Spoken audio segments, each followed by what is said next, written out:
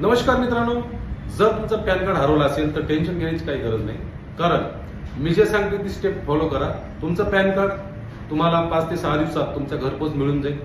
मित्रांनो, NESDL ही site तुम्ही गुगलला सर्च करा आणि जो व्हिडिओ मी आता सध्या बनवलाय समोरचा तो बघा. त्याच्या स्टेप पूर्ण फॉलो करा. तुमचा पॅन कार्ड तुमच्या घरपोच मिळून जाईल मित्रांनो. आणि व्हिडिओ कसा वाटला नक्की कमेंटमध्ये सांगा आणि जास्तीत जास्त व्हिडिओ शेअर करा. आपल्या आयडीला फॉलो केलं असेल तर अशाच नवनवीन माहितीसाठी एक फॉलो नक्की करा मित्रांनो. धन्यवाद. तर गुगलमध्ये NESDL आपण सर्च करणार आहोत. सर्च केल्यानंतर ऑनलाईन पॅन ॲप्लिकेशनला आपण टच करायचं मित्रांनो.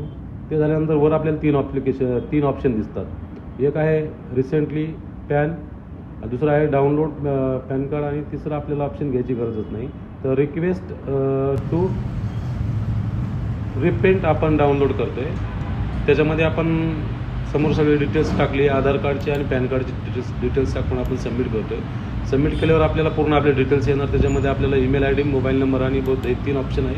मी मोबाईल नंबर चॉईस केला आहे. आपल्याला काय चॉईस करायचं आपण करू शकता. त्यानंतर आपण त्याला जनरेट OTP करतोय. जनरेट OTP केल्यानंतर मोबाईलमध्ये आपल्याला OTP आलेला दिसेल. जसाही OTP आपल्या मोबाईलमध्ये येईल, आता OTP आलेला आहे.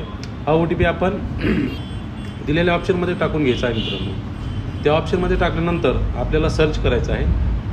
आपण हा मोबाईलवरसुद्धा प्रक्रिया करू शकता. सर्च केल्यानंतर इथे व्हॅलिड येतं आहे. व्हॅलिड झालं की बघा इथं आपल्याला ऑप्शन दाखवतं आहे 50 रुपीज चार्ज. मग आपण त्याला डन करणार. 50 रुपीज चार्ज आपल्याला मान्य आहे, कारण की आपल्याला पोस्टाने घरपोच हे पॅन कार्ड येणार आहे. तर खाली आपल्याला ॲग्री करायचं आहे. त्याच्यानंतर आपण पुन्हा प्रोसेस करणार.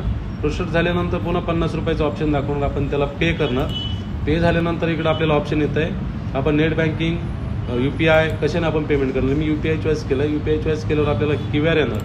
QR स्कॅन करून मी त्याच्यावर पेमेंट टाकून मित्रांनो माझी पावती मला भेटून जाते. त्याला धन्यवाद.